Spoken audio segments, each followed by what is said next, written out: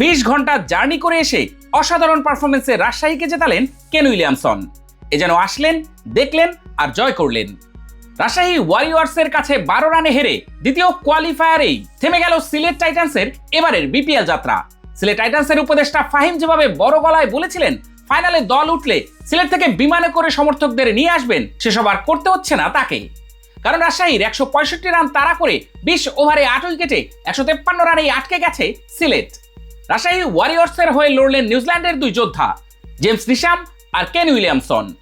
এই দুই কিউই তারকাই দ্বিতীয় কোয়ালিফায়ারে সিলেট টাইটান্সের বিপক্ষে রাজশাহীকে দিয়েছেন লড়াইয়ের পুঁজি। বুধবার মিরপুরে টস হেরে আগে ব্যাট করতে নেমে রাজশাহী ওয়ারিয়র্স 20 ওভারে 9 উইকেটে করে 165 রান। জবাবে আশা জাগিয়েও পারল না টাইটান্স। ক্রিস ওকসের শেষ বলে মারা ছক্কায় ভর করে দ্বিতীয় কোয়ালিফায়ারে উঠে এসেছে সিলেট টাইটান্স। অন্যদিকে চট্টগ্রাম রয়্যালসের কাছে হেরেও পয়েন্ট টেবিলের শীর্ষ 2-এ থাকার সুবাদে দ্বিতীয় কোয়ালিফায়ার খেলে ফাইনালে যাবার আরেকটা সুযোগ পেয়েছে রাজশাহী ওয়ারিয়র্স। বাজামরার ম্যাচে ফের ফ্লপ দলটির স্থানীয় তারকারা। আগের ম্যাচে 8 রানে আউট হওয়া অধিনায়ক নাজমুল হোসেন শান্ত সিলেটের বিপক্ষে আউট হয়েছেন 7 রানে। দুটো কোয়ালিফায়ারে 0 রানে আউট হয়েছেন মুশফিকুর রহিম। নিলামে প্রথম ডাকে দল না পাওয়া মুশফিককে পরে দলে নিয়েছিল রাজশাহী। তার প্রতিদানটা মুশফিক দিলেন প্লে অফের দুটো ম্যাচেই 0 রানে আউট হয়ে, যে সময় দলের সবচেয়ে বেশি দরকার ছিল তার অভিজ্ঞতার। 10ম ওভারে মিরাজের পর 2 বলে 2 অভিজ্ঞ ব্যাটসম্যানকে হারিয়ে ব্যাকফুটে চলে যাওয়া রাজশাহীকে টেনে তুললেন বুধবার সকালে ঢাকায় পা রাখা কেন উইলিয়ামসন। 6ষ্ঠ উইকেটে দুজনের 50 বলে 77 রানের জুটিতেই তো অর্ধেকের বেশি রান এসেছে রাজশাহীর। সঙ্গে শেহবাজ ফারহানের 26 আর তাজিদ হাসান তামিমের 32 রানের ইনিংসের বাইরে বাকিরা কেউই 2 অঙ্কের রান করতে পারেনি। 19তম ওভারে 5ম বলে নিশাম আউট হলেন। তখন অন্য প্রান্তে কেন উইলিয়ামসন 37 বলে 44 রানে অপরাজিত।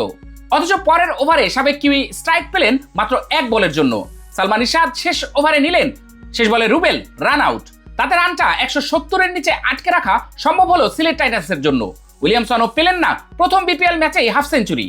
38 বলে 45 রানে অপরাজিত থেকে মাঠ ছাড়লেন দক্ষিণ আফ্রিকা থেকে উড়ে আসা উইলিয়ামসন। 23 রানে 3 উইকেট সালমান ইরশাদের, 2 উইকেট নিয়েছেন নাসুম আহমেদ।